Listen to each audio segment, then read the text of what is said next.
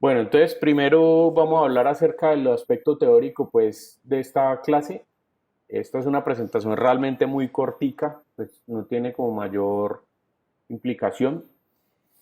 Bueno, cabe anotar pues que esta parte teórica se les da a ustedes simplemente como para que cuando a nivel profesional, digamos, les den a ustedes pautas sobre esto, pues sepan de qué se les está hablando. De pronto esto más a fondo eh, lo podrían ver quienes están estudiando ingeniería industrial, porque como les decía, estos son como los primeros pasos o el primer acercamiento al tema del manejo de inventarios como tal, porque esto es lo que da origen a lo que comúnmente se conoce como los planes de requerimiento de materia prima, que es lo que comúnmente se conoce, digamos, en la parte de producción MRP, ¿sí? MRP 1 y 2, que son dos fases pues orientadas precisamente a el tema de planes de requerimientos de materiales en el manejo de inventarios. Ahorita les redondeo un poquitico la idea para que ustedes entiendan cómo funcionó en un proceso productivo este tema. Entonces, bueno, vamos a hablar acerca de lista de materiales y luego, cuando terminemos esta parte, entonces voy a explicar lo relacionado a la presentación final, a la entrega final y los diferentes elementos que debemos entregar, como el trabajo escrito, el modelo formal, o sea, en qué consiste cada uno de ellos, aunque ustedes ya saben que tienen las rúbricas allí y pues siguiendo la rúbrica va uno a la fija. Bien. Entonces, bueno, lista de materiales. ¿Qué es el listado de materiales o qué es el BOM? Entonces, el BOM es la recopilación de los componentes de un producto y su costo correspondiente. Algunos beneficios o se hace el BOM, el listado de materiales, para alcanzar estos objetivos. Primero, permitir determinar el costo real de un producto. Ojo, este enunciado, este apartado de permitir determinar ese costo real, estamos hablando del costo primero de los componentes que conforman un producto y segundo lo vamos a hacer por unidad.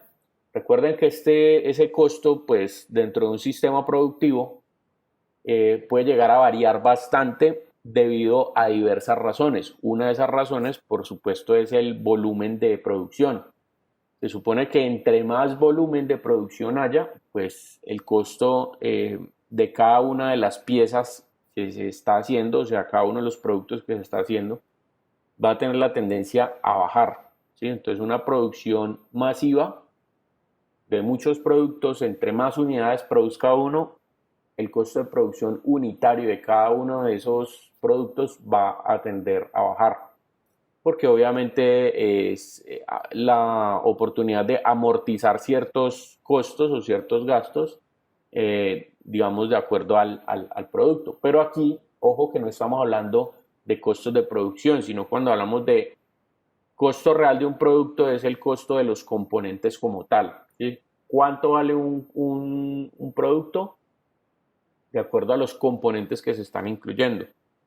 Entonces aquí no estamos hablando de incluir, por ejemplo, los costos administrativos, ni los costos en servicios, en gasto de servicios públicos, ni los costos de amortización de las máquinas, ni el costo de producción, es decir, el pago de nóminas, ni nada de ese tipo de cosas, eh, porque estamos hablando netamente del producto, ¿sí? De cuánto vale un producto desde el costo de sus componentes. Si yo conozco el costo de cada uno de esos componentes, pues voy a poder determinar cuánto es el costo de ese producto, por lo menos en términos de esos componentes.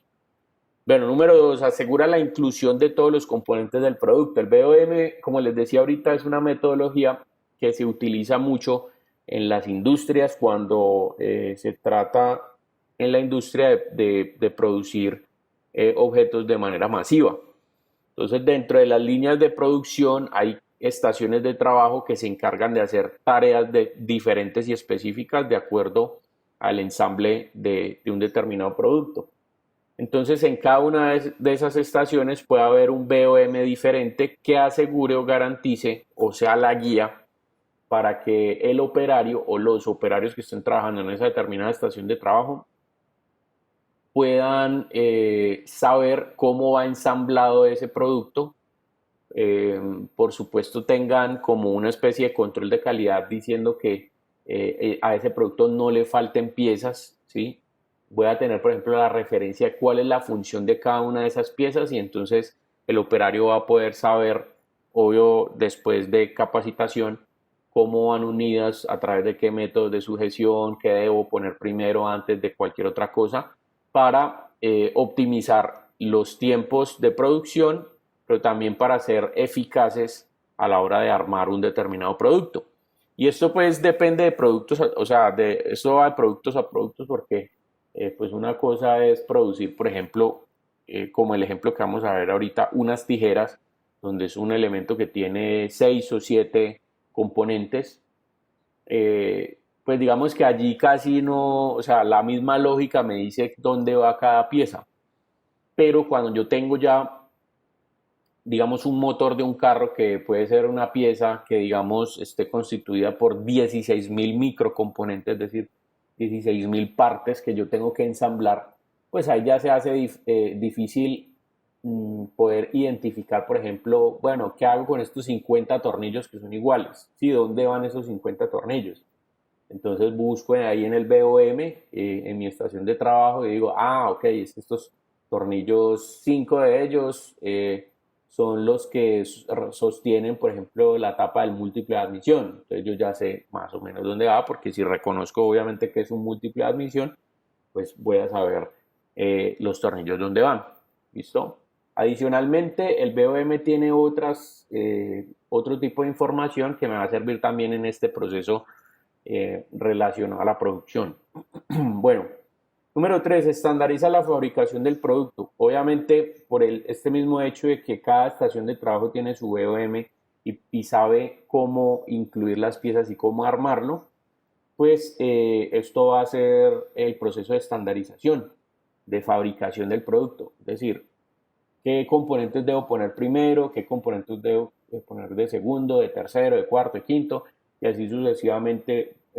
La persona que está en esa estación de trabajo va a especializarse, obviamente, en armar ese determinado componente que después va a ser parte como un macrocomponente de un todo, que es un producto final. ¿Listo? Entonces esa estandarización de la fabricación, pues el BOM es el que define cuál es el paso a paso para armarlo. Bueno, permite determinar el margen de ganancia. Esto pues sigue siendo relativo para continuar pues con este tema de determinar el costo real de un producto. Si yo puedo determinar el costo real de un producto, pues obviamente de allí puedo tomar decisiones sobre el margen de ganancia. Y no solamente conociendo el costo real del producto, pues puedo saber yo cuál es el margen de ganancia, sino que también el BOM, a través de la información que tiene, me permite conocer, por ejemplo, proveedores de materiales, me permite conocer proveedores de procesos de manufactura eh, diferentes al que yo hago, con los que puedo determinar negociaciones y aumentar o disminuir, según sea el caso, mi margen de ganancia.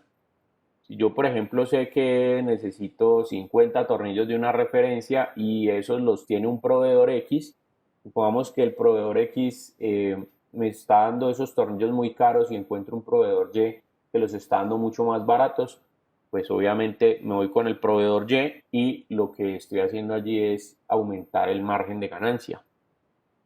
O en su defecto, por ejemplo, cuando uno manda maquilar ciertos productos, entendiendo pues que la maquila es un proceso extra que se hace desde afuera de la empresa y que entrega el producto terminado, digamos, a la empresa para poder, como un macro componente, para poder ser incluido dentro del producto final, el que yo produzco como tal.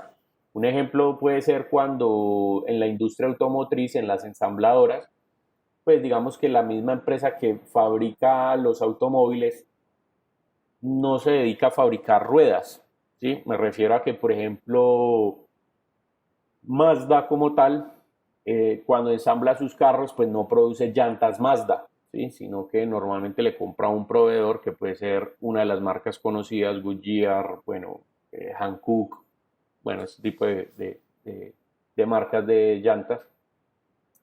y lo que hace es que el proveedor pues obviamente coloca las llantas allá y esa maquila de llantas que se hace pues es una parte o una pieza, un macrocomponente que se incluye al producto final.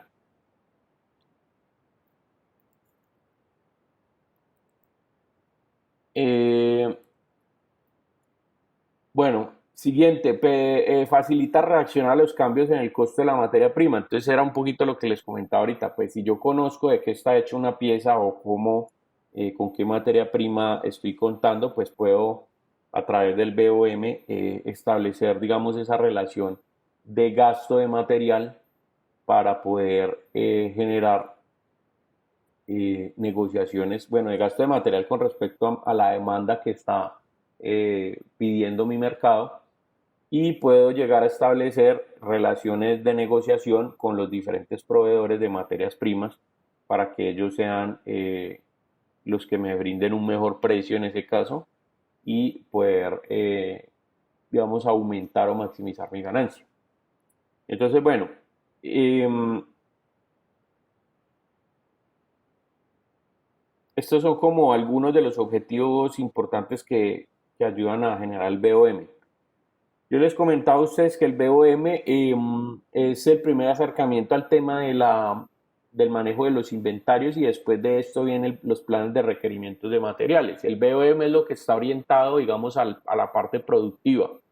En cada una de las estaciones de trabajo ahí deben llegar las piezas y el BOM lo que hace es identificar efectivamente como una especie de checklist donde yo puedo identificar si cada una de esas piezas que estoy requiriendo para mi proceso de manufactura, o sea, para la labor que yo hago ahí dentro de la estación de trabajo, pues están presentes, o sea, si puedo realizar mi trabajo. Pues, por ejemplo, para un motor, digamos que yo qué sé yo,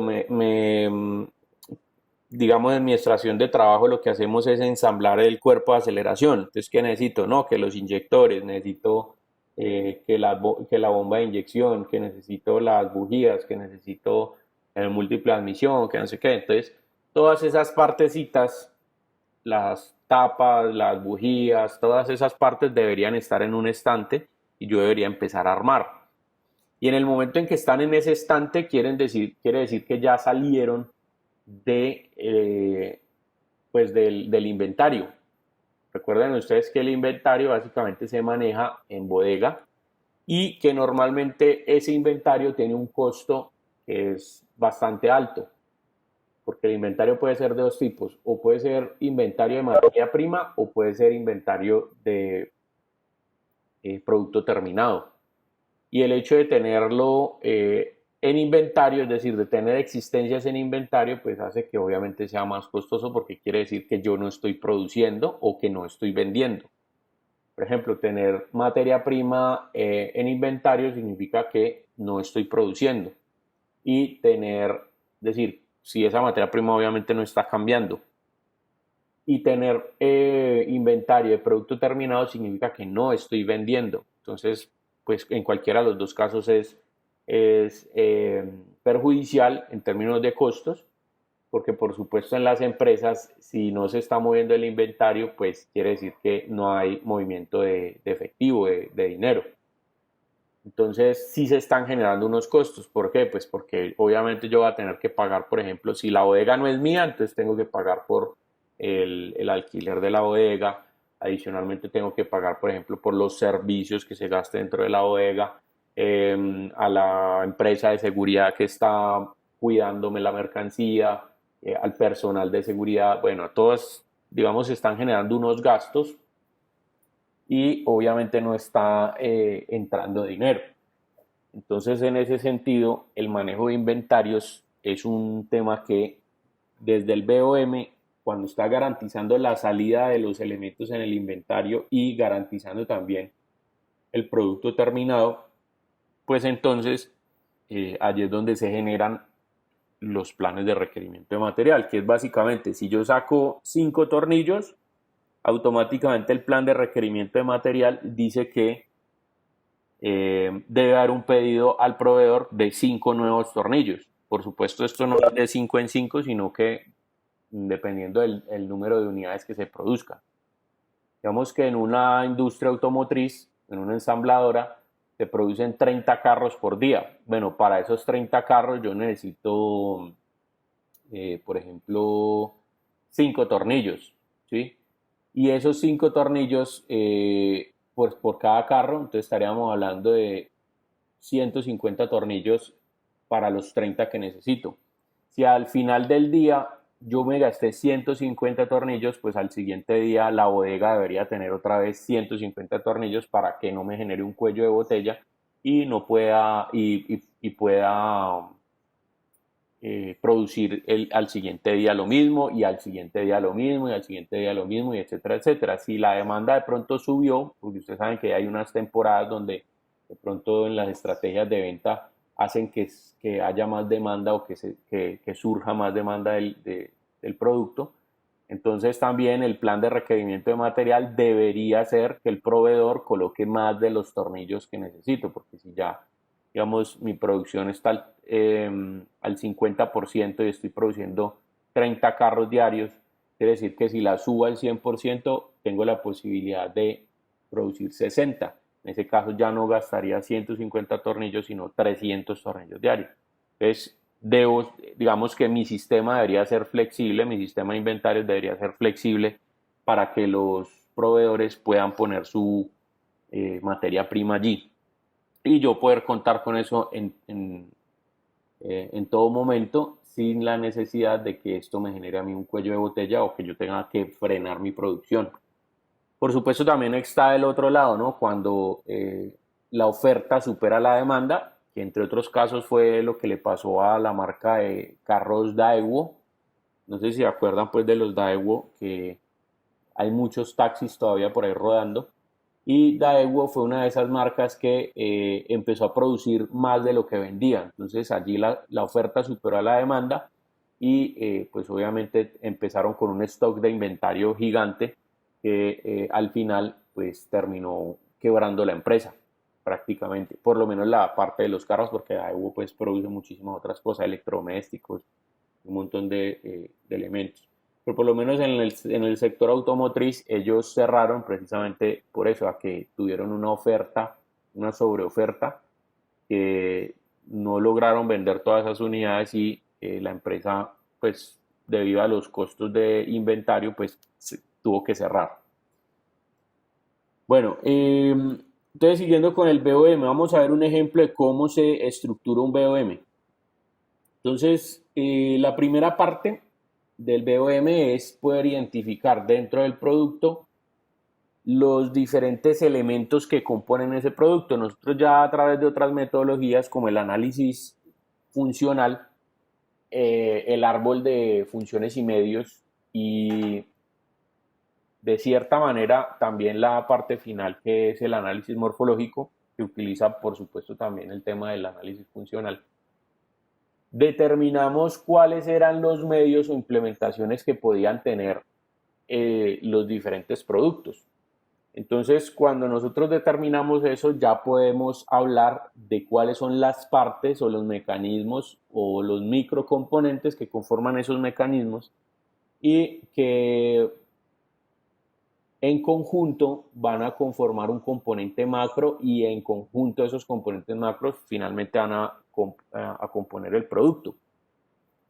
Entonces, teniendo claro esto, pues lo que vamos a hacer es identificar esos componentes macro y poder colocarlos en un esquema que me permita entender gráficamente cómo es la constitución de mi producto.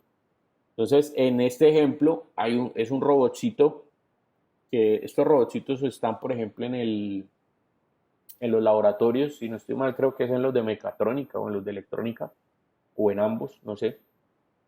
Y es un robotcito que está hecho de piezas de Lego y se pueden programar los movimientos, ¿sí? Con un lenguaje pues como muy sencillo y con este controlcito que ustedes ven acá. Entonces este es un buen ejemplo para uno identificar cuáles son los elementos macro y los componentes que conforman este producto.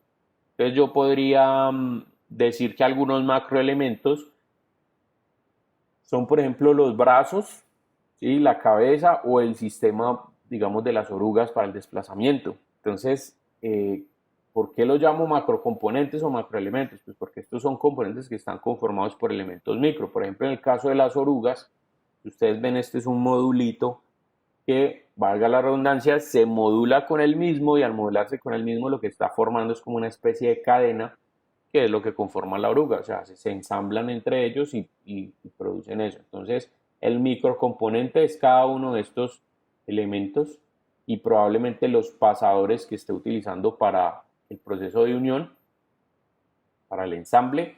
Y el componente completo pues sería la oruga, que ya son todos el grupo pues de los microcomponentes unidos. Por ejemplo, en el caso del brazo, entonces aquí habrán unos tornillos, esta parte del dedito, esta de acá, esta del antebrazo, esta cadenita de aquí. Bueno, cada uno de esos son unos microcomponentes que unidos están conformando el brazo, y el brazo tiene una identidad propia pues porque cumple unas funciones determinadas dentro del producto. Entonces, cuando yo establezco esto y lo tengo claro, pues lo que empiezo a hacer es construir ese esquema gráfico y entender que cada pieza de esas, cada microcomponente tiene un costo determinado, y pues por lo tanto, si yo quiero establecer el costo de ese macrocomponente, pues tendría que sumar el costo de cada uno de los microcomponentes, y eso me va a dar precisamente cuánto vale, por lo menos en piezas, esa parte, ese componente macro. Pero adicionalmente a eso, pues también a cada pieza de número 2, como paso número 2, a cada una de esas piezas macro y micro se le debe asignar un número específico que permite diferenciarla de otras. Esto es lo que comúnmente se conoce como una referencia de producto. Entonces, dentro de la referencia del producto, pues lo que va a suceder es precisamente eso, que yo voy a darle un identificador, un código de identificación, para que a nivel de producción yo pueda tener mucho más claro qué cosas voy a pedir. Por ejemplo, si dentro del inventario yo necesito una ficha de Lego que tiene 5 huecos, entonces no le voy a llamar ficha de Lego 5 huecos, sino entonces le llamo, por ejemplo, Lego número 5, ¿sí? Por decir algo, como referencia o como código. Y cuando las vaya a pedir a mi proveedor o al proceso de manufactura de la maquila, le digo, mire, necesito 200.000 unidades de Lego número 5, ¿sí? Entonces él ya va a saber qué pieza es, o incluso dentro de las referencias también habrán colores y ese tipo de cosas. Entonces él va a saber cuál pieza es, cuál me va a traer, cuál y para cuándo me la tiene que poner allí dentro de mi producción, pues para que yo no vaya a tener un cuello de botella. Entonces, obviamente también dentro de esta información del BOM deberían listarse los materiales y las funciones que cada una de esas piezas tiene, para poder dar una luz sobre el tema del ensamble en las diferentes estaciones de trabajo. Vamos a ver un ejemplo aquí de esto. Vamos a hacer el listado de materiales de unas tijeras. Por supuesto, este listado de materiales, como ejemplo, se escoge un objeto que es muy sencillo, porque la intención es que ustedes entiendan cómo se realiza esto, pero realmente el BOM puede llegar a ser muy complejo. Cuando tenemos, como les decía ahorita, digamos una pieza como un motor, pues estamos generando allí eh, ciertos detalles pues ya en los procesos de construcción, porque es una pieza o es un componente que puede estar compuesto por millones de componentes, ¿sí? Y digo un componente porque el motor no es el producto final. Por lo menos si es una ensambladora de carros, pues el motor es un macro componente que hace parte del producto que es el carro. Pero a su vez ese macro componente está compuesto por otros macro componentes, y a su vez esos otros macro componentes están compuestos por otros micros componentes. Entonces, bueno, ahí estamos. En el caso de las tijeras, pues vemos aquí la tijerita cómo queda armada, y al final, en esta parte de acá, cuáles son las partes que la componen. Entonces, por ejemplo, tengo acá las dos cuchillas, que básicamente este es el mismo producto, ¿sí? Esta es la misma parte, lo único es que una cuchilla se gira para que se enfrenten los filos, pero entonces es básicamente lo mismo. Tenemos el mango este largo, donde entran los cuatro dedos, este mango pequeñito y este anillito que va acá adentro, que es como donde se apoya el pulgar, y el pivote, ¿sí? Que está conformado pues por un ensamble que puede ser un tornillo y una tuerca. Entonces, ¿cómo es el BOM de estas tijeras? Entonces, mire, el primer paso, identificar los elementos macro y micro. Entonces, las tijeras, el producto tijera se compone de un lado derecho, el punto pivote y el lado izquierdo, que en este caso cada uno de estos tiene una función propiamente dicha. En el caso, por ejemplo, del pivote, la función del pivote es unir el lado izquierdo con el lado derecho. La función del lado derecho es pues garantizar el mango este que entra, o sea, el agarre, por ejemplo, entre el mango este donde entran los cuatro dedos, para que con el mango del lado izquierdo, donde entra el dedo pulgar, pues se unan a través del pivote y puedan generar, enfrentar las cuchillas y puedan generar el corte, obviamente, con una acción mecánica.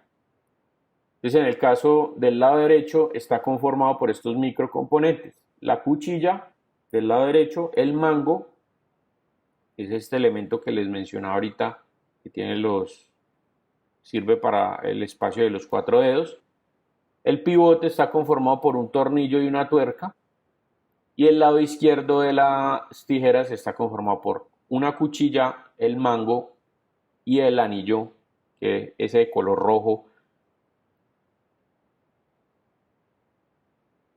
que va insertado dentro del mango del lado izquierdo. ¿Listo? Mire que aquí, por ejemplo, dentro del esquema estoy identificando que la cuchilla del lado derecho y la cuchilla del lado izquierdo son el mismo elemento, y que simplemente lo que estoy tratando de decir allí es que para producir una tijera necesito dos cuchillas, o sea, dos elementos iguales, para producir un solo objeto. Ahora, si la cuchilla no fuera el mismo elemento, me refiero a que puede ser el mismo elemento, pero tiene un proceso de manufactura adicional. Por ejemplo, como ustedes ven esas tijeras que tienen las dos cuchillas, pero una de las dos cuchillas está marcada con un logo, con un loguito como de las tijeras o algo así, pues eso es esa marquita se hace a través de un proceso de manufactura adicional. Entonces, en este caso estaríamos hablando que ya hay algo que diferencia la cuchilla de un lado con respecto a la del otro. Y es que la cuchilla, por ejemplo, del lado izquierdo tiene el loguito, la de la derecha no. Entonces, ¿cuántas necesitaría con ese proceso adicional y cuántas no? Entonces, necesitaría una y una. Entonces, eso también se puede identificar dentro del BOM. Ahorita les voy a mostrar cómo. Bueno, los medios que se tienen en cuenta al hacer este esquema gráfico eh, son los que están directamente relacionados con los objetivos dentro del análisis morfológico. Entonces, esta metodología es la que nos va a ayudar a identificar, obviamente, después de haber hecho todas las combinaciones y todo eso, cuáles son las partes o componentes macro y cómo están conformados esos componentes macro por componentes micro para poder identificar aquí qué es lo que hace el producto, cómo se conforma el producto. Entonces, les voy a presentar el BOM. Ya viene la segunda parte, que es establecer todo esto en una tabla. Entonces, en la primera columna están los elementos macro, que en este caso son el lado derecho, el pivote y el lado izquierdo. Miren que este esquema es lo mismo que tengo acá, ¿sí? Lado derecho, pivote y lado izquierdo, y luego tengo los componentes micro, que son los del nivel 2 o los de color verde. Entonces, mire ahí, microelemento. El lado derecho se compone de la cuchilla y del mango, el pivote del tornillo y la tuerca, el lado izquierdo del mango, la cuchilla y el anillo. Y luego viene lo que les hablaba ahorita, la referencia. ¿Sí? Entonces mire que aquí está, código. La cuchilla del lado derecho es el código 01, el mango del lado derecho es el código 02, el tornillo 03, tuerca 04, el mango del lado izquierdo 05, la cuchilla del lado izquierdo 06, el anillo del lado izquierdo, ese anillo rojito, 07. Entonces, de esta manera yo puedo establecer a través de codificación, si por ejemplo se me agotaron estos anillitos rojos, yo pido a mi proveedor, listo, envíeme tantas unidades de el componente con la referencia 007. ¿Listo? Entonces él ya va a saber que obviamente es ese anillo rojito y lo va a poder ingresar en mi inventario, y obviamente todo lo que viene con ello, que es ingresarlo al sistema para saber cuánto estoy produciendo, cuánto estoy gastando, bueno, y tener los gastos y costos controlados. Luego viene otra columna que expresa la cantidad de estos elementos que se utilizan, y precisamente aquí en estas dos columnas está lo que les hablaba ahorita. Mire que la cuchilla aquí dicen que son el mismo elemento. Si son el mismo elemento, yo lo puedo manejar de dos maneras diferentes. O puedo identificar que la cuchilla del lado izquierdo y del lado derecho es la misma, entonces coloco codificación 001 y aquí también codificación 001, aquí abajo, perdón un momentico, yo lo remarco aquí con las herramientas de anotación. Entonces me refiero a que la cuchilla en esta parte de aquí debería ser 001 también si es igual a esta. Pero en este caso tenemos, digamos, dos referencias diferentes, una que es la 01 y otra que es la 06, lo que quiere decir que por ser diferentes hay una de las dos que tiene un proceso de manufactura adicional, es el estampado ese del loguito que les hablaba ahorita. Entonces, en ese sentido, por eso son diferentes. Si no tuvieras estampado, las podría colocar 01 y 01 o en su defecto hacer una nota donde cada una de estas, digamos, esta no estuviera, esta de aquí no estuviera, sino que aquí simplemente coloco 01 y aquí coloco en cantidad 2. ¿Listo? Identificando o colocando una nota diciendo que una se utiliza para el lado derecho y otra se utiliza para el lado izquierdo, si fueran dos de las mismas. Entonces simplemente elimino esta de acá y hago esa anotación. Entonces hay varias maneras, digamos, esto no es una camisa de fuerza, sino que es también encontrar la mejor manera de dar a entender los diferentes elementos. Entonces, bueno, siguiendo aquí con el tema, después de la cantidad, entonces viene la función. ¿Cuál es la función de cada uno de estos elementos micro? Pues yo ya la tengo porque ya la conozco del análisis de cada transparente. Entonces, cortar cuando se ejerce fuerza, manipular tijera y transmitir la fuerza, unir cuchillas, sostener el tornillo, manipular tijera y transmitir.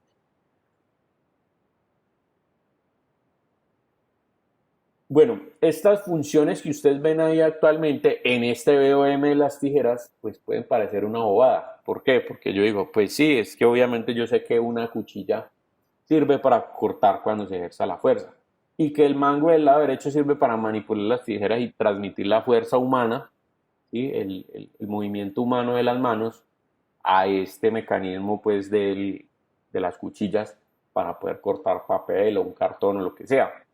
Yo sé que la función del tornillo es unir las dos cuchillas pues a través del eje y que se sostenga con un tornillo. Claro, esto yo lo veo muy obvio porque estamos hablando de un elemento o de un producto que tiene solamente 7 partes, ¿sí? 1, 2, 3, 4, 5, 6, 7. Pero resulta que si esto fuera un motor donde hay la inclusión de 16.000 piezas, entonces aquí ya sí yo me encuentro con 20.000 tornillos en una estación de trabajo. Entonces, ¿cuántos de esos son para un motor y cuántos son para otro? ¿O cuántas unidades tengo para ensamblar cuántos motores? Pues ahí ya empieza el tema ahí como difícil.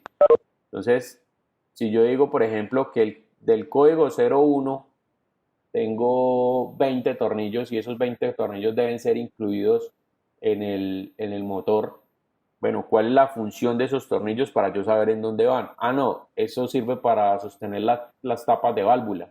Antes yo sé que esos tornillos entrarán o casarán perfectamente en las tapas de válvula. Entonces voy y busco el motor, los huequitos de las tapas de válvula, y yo ya sé o puedo identificar dónde van esos tornillos. ¿Listo? Para eso se da el tema de la función. Si es una pieza estándar o no, pues también es una información que es relevante, porque si es una pieza estándar, eso me va a poder identificar, me va a poder permitir identificar sí puedo adquirir esa pieza de cualquier proveedor, es decir, puedo generar, digamos, una negociación diferente con diferentes proveedores y obviamente el que me venda más barato o el que me ponga los tornillos, digamos, en mi inventario más rápido o bueno, dependiendo obviamente del criterio pues comparativo que yo escoja, pues voy a poder establecer, digamos, una diferenciación. Entonces, recuerden ustedes que las piezas estándar lo que hacen es bajar los costos de producción. ¿Por qué? Porque como son elementos que yo encuentro en cualquier parte, pues esos costos de producción van a tender a bajar precisamente porque hay mucha oferta de ese producto. Pero si no son piezas estándar, quiere decir que me toca fabricarlas a mí o me toca mandarlas a fabricar. Y ese elemento especializado que solamente funciona para mi producto, pues entonces me va a aumentar los costos porque estoy asumiendo el costo de producción de un elemento que es exclusivo para lo que yo genero.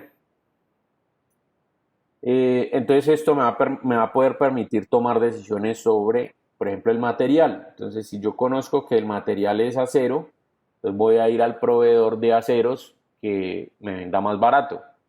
Yo sé que es de ABS, entonces al que me venda plástico ABS más barato, y sí, este tipo de cosas.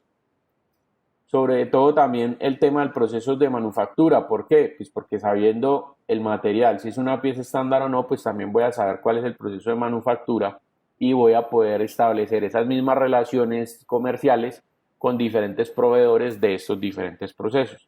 Pues aquí tengo también el listado de los proveedores que, valga la redundancia, me están proveyendo estos procesos de manufactura, es decir, me están maquilando las partes que necesito y es con quienes voy a empezar a negociar para sacar mejor precio. Y finalmente tengo las columnas del costo unitario. Entonces, costo unitario de cada una de estas piezas: cuchilla 1200, mango 290, tornillo 60, tuerca 30, el mango del lado izquierdo 240, la cuchilla 1200 y el anillo 180, el anillo rojito. Entonces yo puedo establecer así que, por ejemplo, si sumo la cuchilla del lado derecho más el mango del lado derecho, entonces tengo el costo total del lado derecho que son 1490, más el pivote que son 90 pesos, más el lado izquierdo que son 1670, para un total de que una tijera me valga 3250 pesos. ¿Listo? Entonces ese es el costo, ojo, vuelvo y hago énfasis en eso. Ese es el costo de las tijeras con los componentes, o sea, los costos de los componentes que componen, valga la redundancia, esa tijera. Pero quiero que tengan claro que dentro de este costo todavía no están eh, sumados los costos de operación. ¿Sí? Me refiero a los costos de materias primas, de gasto de energía, pues, o de servicios públicos en general, costos administrativos, de publicidad, de comercialización, bueno, de nómina, todos esos gastos adicionales que obviamente tienen que estar amortizados en el producto como tal. ¿Listo? Entonces les voy a mostrar, vamos a buscar aquí.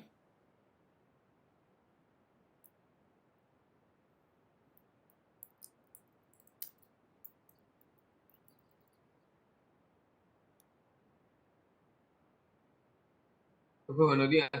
Buenos días, Jeffrey. Profe, Ya le quito la falta. sí, no, sí, señor, pero no es tanto, pero lo que pasa es que ese internet mío hoy está pésimo. Cada rato se me desconecta y me conecta. De hecho, de pronto no me ves porque ese internet está muy malo. ¿Oye, profe? Listo, no hay problema. Un momentico, yo le quito acá también a Verónica que... ¿Alguien más llegó después de que llamé a lista? Sí, André Gómez. Listo, Gómez. ¿Quién más? Ángela Ayala no ha llegado. Y yo, profe Meléndez. Listo. Entonces solamente faltaron dos hoy. Bueno, listo. Mire, por ejemplo, lo que les hablaba ahorita, ¿sí? El lista de materiales. Digamos, a usted en una estación de trabajo donde usted arma un motor, le llega esto. Y usted dice, ¿dónde va esto? ¿Dónde va esto? ¿Dónde va? Sí, cada una de esas partes. Entonces usted tiene que entender cómo, cómo va cómo van todos estos elementos ensamblados. Entonces el listado de materiales lo que hace es precisamente darle a usted una luz de estos tornillos o estas válvulas, ¿sí? Las tapitas de las válvulas, dónde van, dónde van, por ejemplo, las bielas, dónde van las cabezas de los pistones, cómo va esto ensamblado con esto. Entonces, sirve para ese tipo de cosas. ¿Cómo lo hacen? En una estación de trabajo, vamos a ver si encuentro una imagen aquí sobre eso. En las estaciones de trabajo, y no sé si ustedes han visto, me imagino que sí, en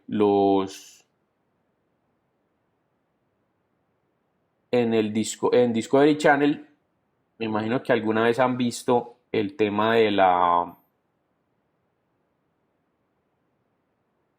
el tema, ¿cómo se llama? Un programa que se llama Megaconstrucciones o Megafábricas, Megafábrica es que es el tema. Y a veces, por lo menos en Discovery Turbo hay uno que se llama Megafábricas, pero que es relacionado con la construcción de superautos, ¿sí? Entonces, digamos, dentro de la fábrica de Ferrari o dentro de la fábrica de Porsche. Entonces, ellos empiezan a mirar cómo se ensambla el carro, o sea, empiezan a documentar cómo se ensambla el carro.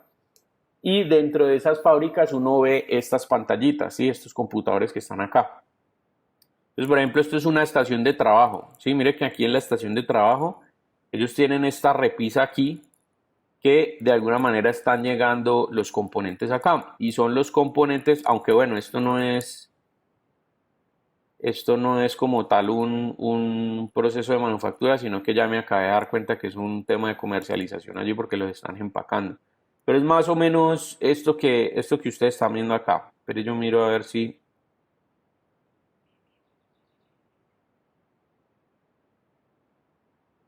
Bueno, no, de hecho me servía más la imagen anterior.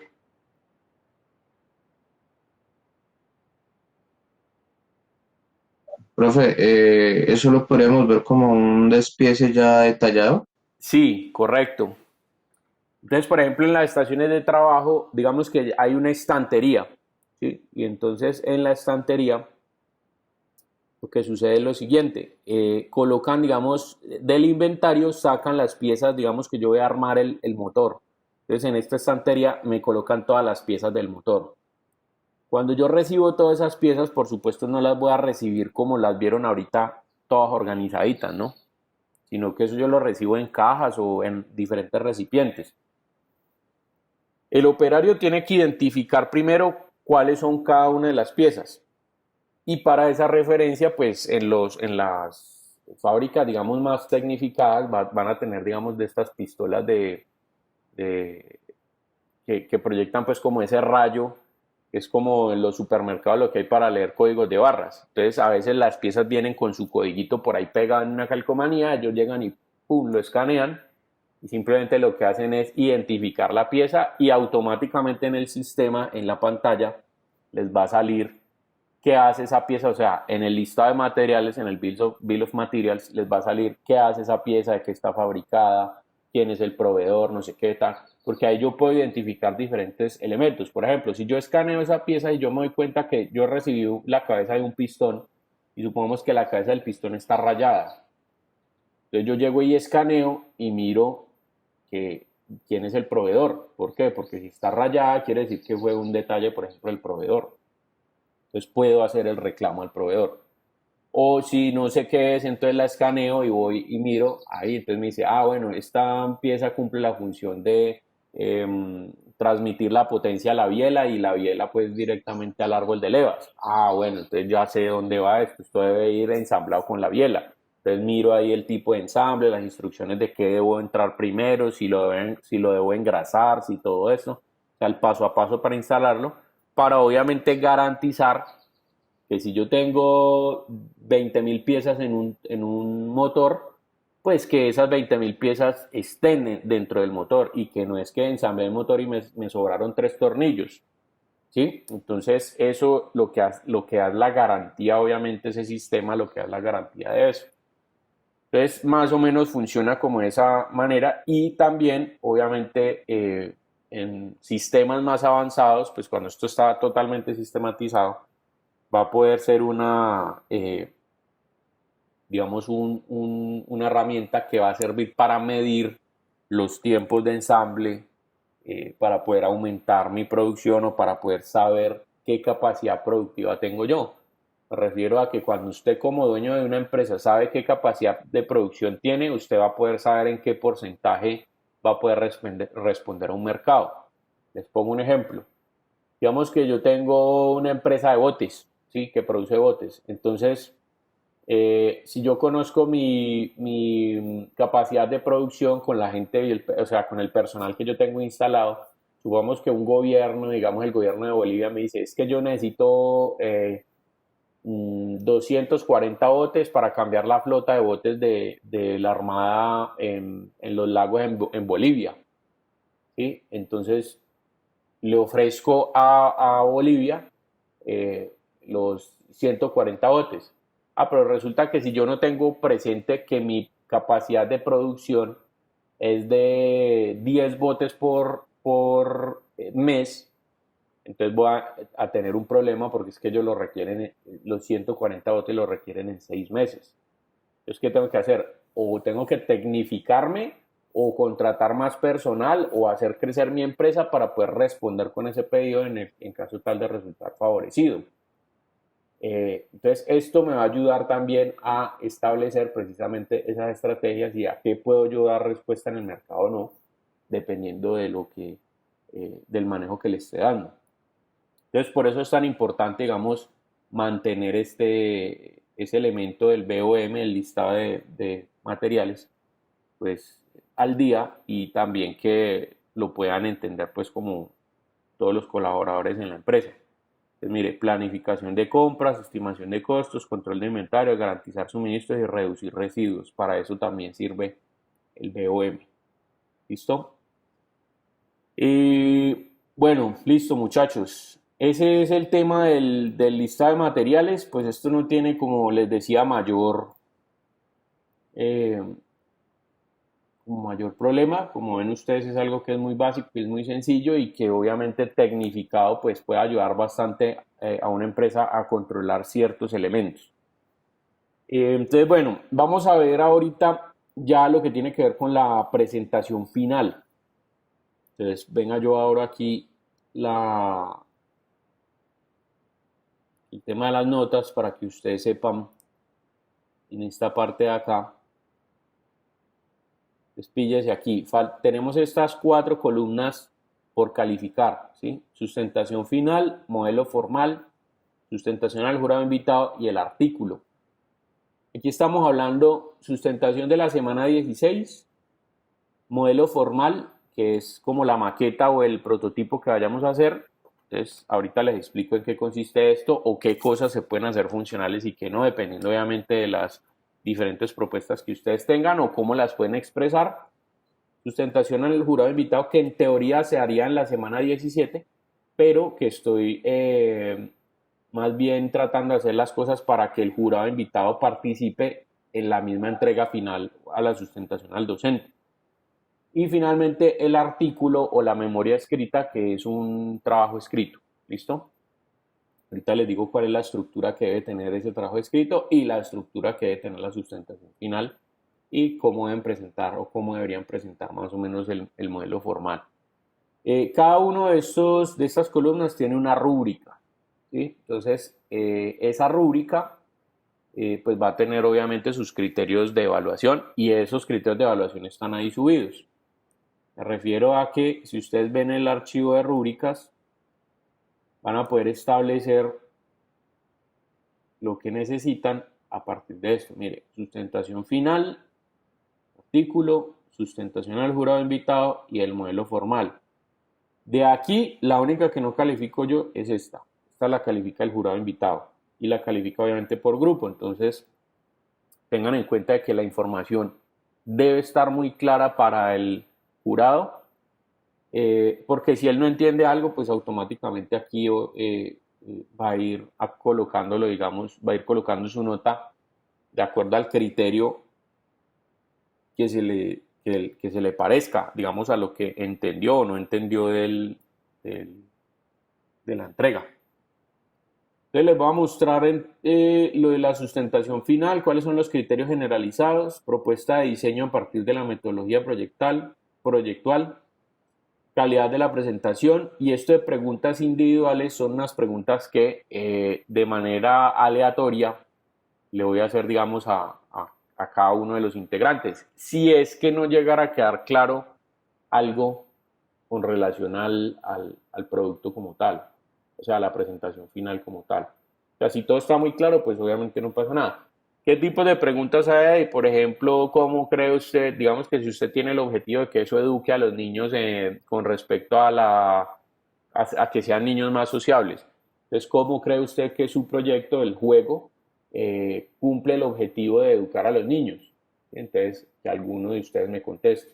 Entonces, a otro le haré otra pregunta en relación al producto y listo. ¿Sí? Entonces, básicamente, eso serían como las preguntas individuales. Para el caso mío, estas preguntas individuales no necesariamente se las voy a hacer a todos, sino, como les digo, a los grupos únicamente de los cuales de pronto no me quedó claro algo. ¿Sí? Por ejemplo, ¿por qué decidió incluir este componente y no, por ejemplo, otro del que mencionaron en tal parte? Entonces, que me expliquen la justificación de eso. Entonces, cosas como relacionadas a los proyectos de cada uno y que de pronto no hayan quedado tan claras, precisamente para aclarar ese panorama en la entrega final. Pues a los que obviamente no haya que hacerles preguntas, pues simplemente los ubico obviamente dentro del criterio pues que hay allí. Cuando hablamos de propuesta de diseño, pues estamos hablando de la solución, ¿sí? O sea, de la evolución final de la solución al resultado al cual llegaron. Calidad de la presentación, entonces ya aquí tienen que ver los datos de la narrativa que utilicen cada uno de ustedes si es que van a participar todos, y no solamente de la narrativa, sino de los medios que van a utilizar para poder explicar el proyecto, ya sea, digamos, medios audiovisuales, un video, o ya sea, por ejemplo, una infografía, o ya sea, por ejemplo, una demostración, bueno, dependiendo de lo que ustedes necesiten o quieran implementar, digamos, para la entrega final. Entonces, esto tiene que ver con la calidad de la presentación. Obviamente el discurso debe ser un discurso ensayado, me refiero a que traten de, si se van a dividir el trabajo por partes, como lo han venido haciendo, pues traten de que cada compañero sepa lo que tenga que decir y sea muy preciso. ¿Por qué? Porque van a ser presentaciones de máximo 10 minutos. ¿Listo? Son 10 minutos. Y esos 10 minutos no vamos a hablar nada de metodología, sino que en este caso vamos a hacer una presentación comercial. ¿A qué me refiero con una presentación comercial? Una presentación que permita vender el producto que ustedes tienen. Entonces, en ese sentido, lo que vamos a hacer es lo que comúnmente se conoce como un speech, ¿sí? Un speech comercial. Para que me entiendan el concepto de speech, los speech son los elementos que se utilizan en programas como Negociando con Tiburones, que me imagino que han visto alguna vez. Negociando con Tiburones, si ustedes ven videos, pueden establecer, digamos, un formato, ¿sí?, de contenido que utiliza cada una de las personas que va a negociar con los manes, pues, con estos tiburones. Ese formato de contenido, digamos que se desarrolla aproximadamente entre 5 y 8 minutos, cada uno de los negocios. ¿Y qué explican allí? Bueno, ellos de entrada llegan dentro de la estructura diciendo: requiero X cantidad de dinero por tal porcentaje de mi empresa. Después de eso, entonces entran a explicar la situación problema. Entonces establecen, digamos, unos cuantos minutos, digamos unos 3 minutos, donde dicen de dónde nació la idea, cuál fue la problemática analizada, por qué están trabajando en eso, cuál fue la experiencia, digamos, porque muchas de estas ideas de negocio novedosas salen de acuerdo a las experiencias. Sí, una vez yo estaba parado en no sé qué y pude notar que el bus no le paraba a la gente que estaba parada en las estaciones.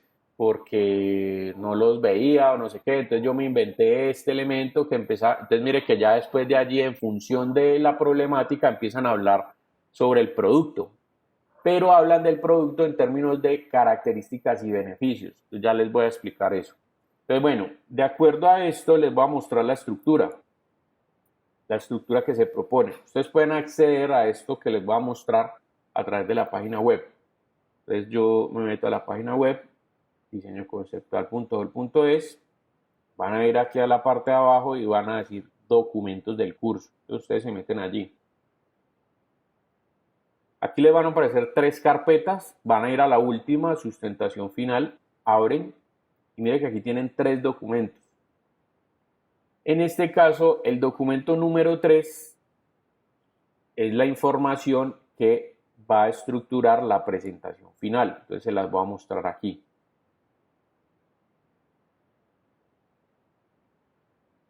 Mire la estructura de la presentación final, que esto es como yo, digamos, el análisis que yo hice de los speech que hacen, por ejemplo, en Negociando con Tiburones. Esto es solo el listado de los elementos clave para presentar en la entrega final. De 2 a 3 minutos van a mostrar los elementos de la etapa de análisis, es decir, de la parte de investigación.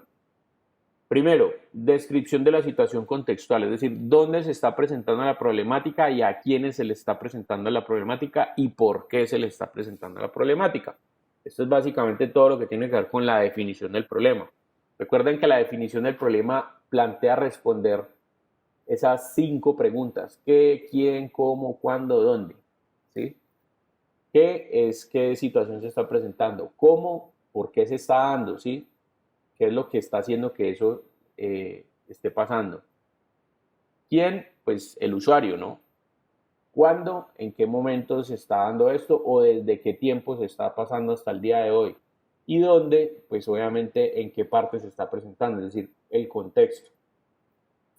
Entonces, descripción de la situación contextual, identificación de usuarios, quién es el usuario directo, quiénes son los usuarios secundarios. Recuerden esto, el usuario directo es el que está, al que se le está presentando la problemática, pero es la persona que interactúa con el producto.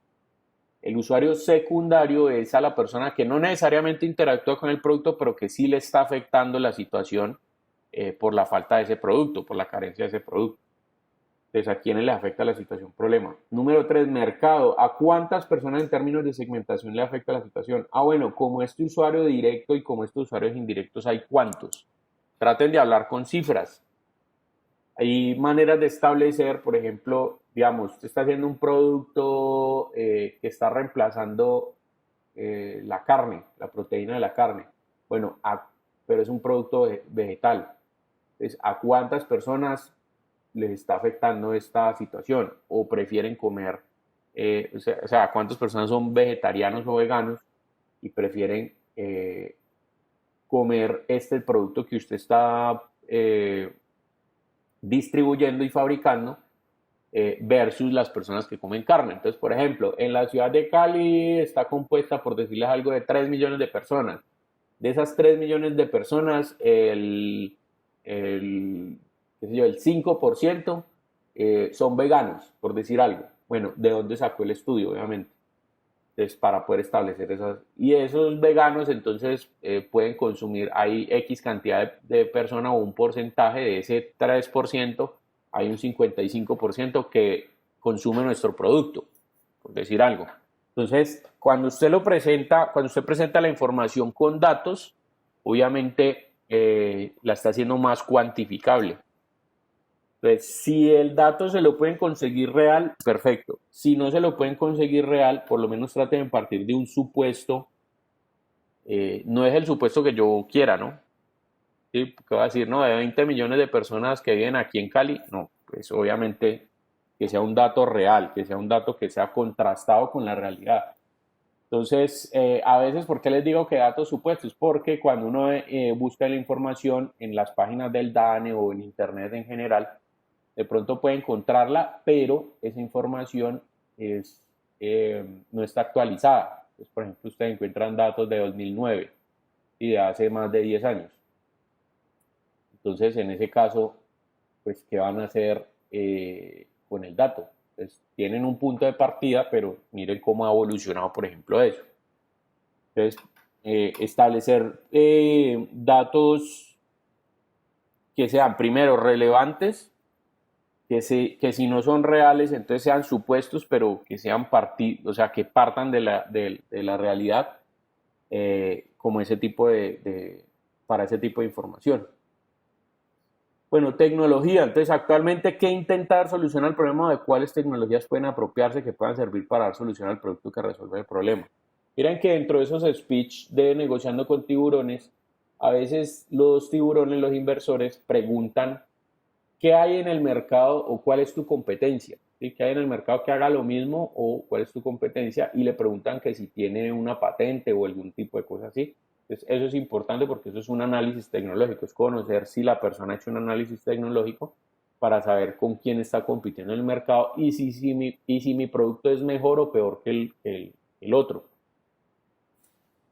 ¿Cuáles atributos debe tener el producto? Entonces, que sean carencias demostrables a través del análisis de la situación-problema. ¿Qué forma, qué función, qué tamaño, qué partes, qué estructura, características en general del producto? Esto usted ya lo tienen porque ustedes ya saben cuáles son los atributos del producto. Entonces, esto lo van a explicar, lo van a empezar a explicar en términos o en lenguaje de beneficios y características. Me explico mejor.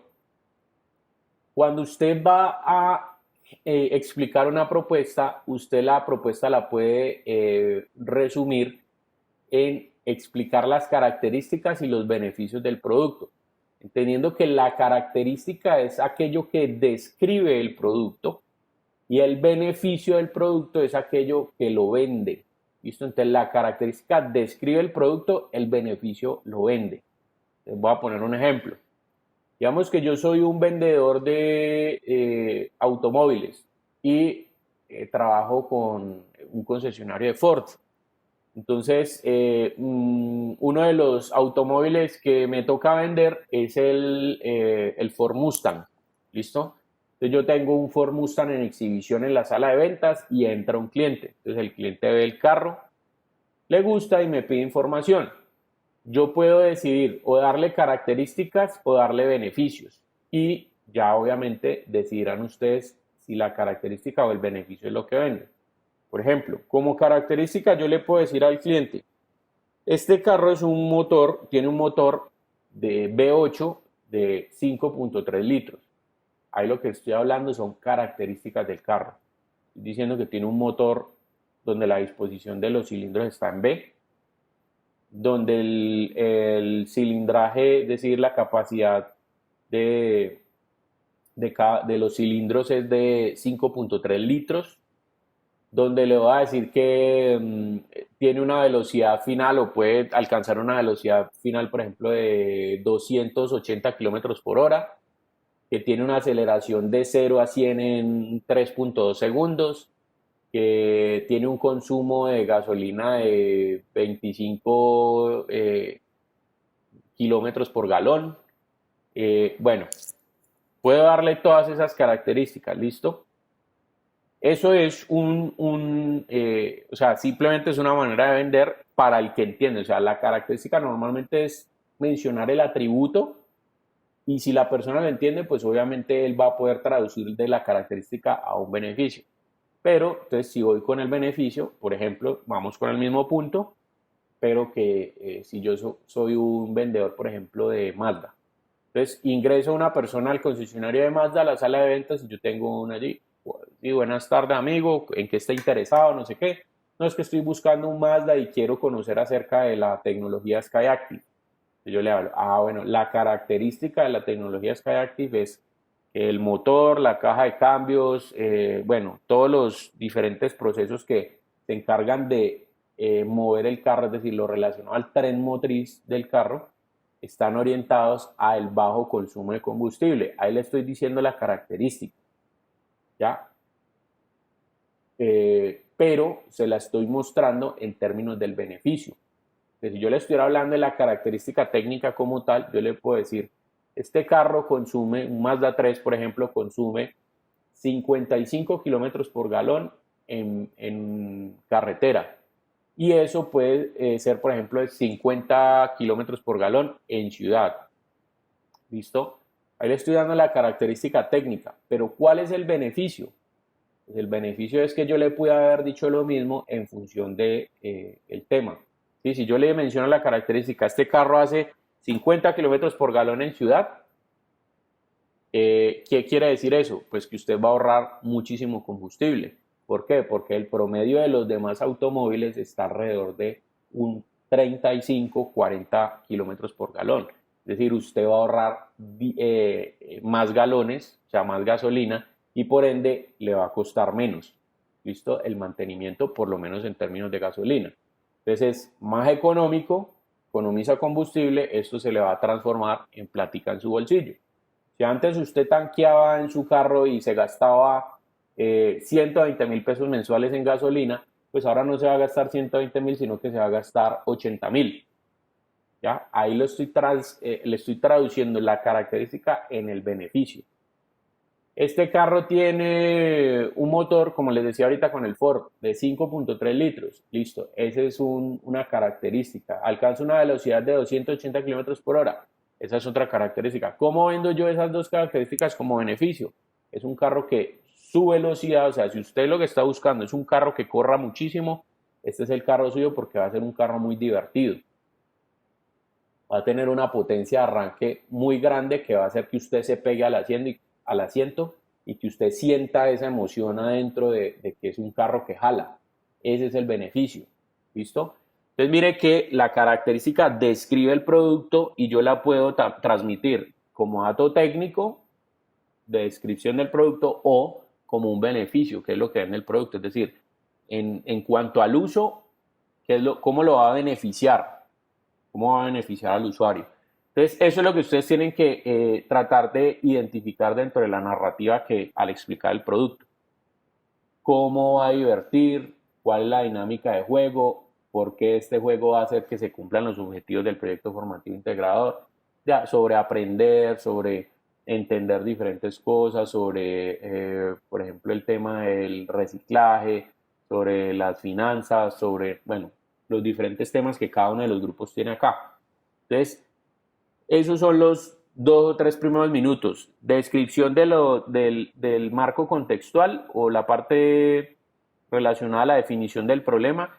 Y después de que yo llego a la definición del problema y establezco ese panorama, ese contexto, entonces voy a hacer un paralelo ya en lo que era el antes, es decir, la situación actual, y lo que va a ser después de que yo conozco este juego o este producto.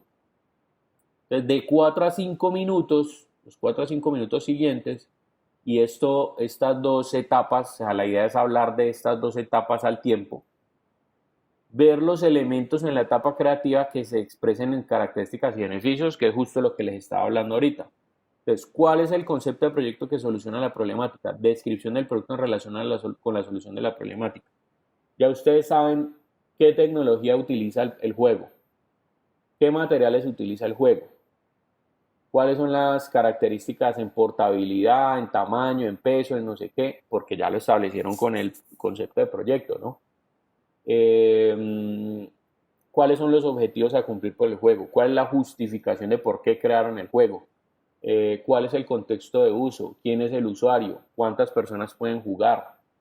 Bueno, todos esos elementos del concepto estructurado, que se acuerdan que eran 10 elementos, cómo ponerlos en función de beneficios para la persona. Sí, que este es un juego muy resistente, que es muy liviano, que usted lo puede llevar a cualquier parte, que no sé qué. Todo eso son características y beneficios. Y también, obviamente, justificar por qué es la solución más adecuada a la situación problema a manera de comparación paralela con las actuales soluciones, si es que las hay. ¿Por qué? Porque no hay ningún juego que ayude a resolver el tema financiero, o sea, que le enseñe a usted sobre el tema de las finanzas. O no hay algún juego que le enseñe a usted a comer bien. O no hay algún juego que le enseñe a usted a cuidar al medio ambiente o le enseñe a sus hijos a cuidar el medio ambiente y los animales. Entonces, esos son los beneficios y características que ustedes de los que deben hablar, que son los factores diferenciales. O si hay juegos, pues, ¿cuál es la ventaja que la propuesta de ustedes tiene con respecto a los juegos normales? Y en esos mismos 4 o 5 minutos también hablar de los elementos de la etapa ejecutiva. Entonces, evidencia en el modelo formal. Entonces, ¿cómo se usa el producto? Esto lo pueden explicar directamente con la maqueta. Entonces, cuando yo tiro los dados, me toca avanzar no sé cuántas casillas. Si caigo en esta casilla, entonces cojo una tarjeta de tal cosa. Y si la tarjeta dice esto, entonces está. Entonces, es como parecido al videito de la página de este señor que desarrolla juegos que tanto les he dicho que se referencian y que muchos de ustedes en esta última entrega adoptaron, ¿sí? Que grabaron los videos explicando el funcionamiento ya con la maquetica como tal. Explicación de las funciones. Entonces piensen en los elementos de entrada y salida y los procesos de transformación que sufren dichos elementos. Entonces, ¿cómo explicar este análisis funcional desde los elementos que tiene el juego en entradas y salidas y todo eso, la función que cumple cada uno de esos elementos y por supuesto los objetivos que cumplen dentro de la misma dinámica de juego? Obviamente hablándolo en términos de características y beneficios. Y finalmente el factor de innovación, porque el producto es exitoso para las funciones que se proponen y resuelve el problema. Recuerden que ustedes aquí arrancaron hablando de una situación contextual y donde se detectó una necesidad. Entonces, aquí abajo, el factor de innovación debería estar orientado a establecer cómo se está resolviendo, o sea, cómo esa propuesta está resolviendo la problemática. Listo. ¿Alguna pregunta hasta aquí de eso? Recuerden que estamos hablando solamente aquí del primer punto, que es la presentación, la sustentación final. ¿Listo? Sustentación final al jurado invitado y a mí, ¿no? Esto es lo mismo. El jurado invitado también va a tener una rúbrica independiente, pero la rúbrica independiente, digamos que tiene los mismos 3 puntos. Elementos de presentación, es decir, que se haya entendido bien el producto.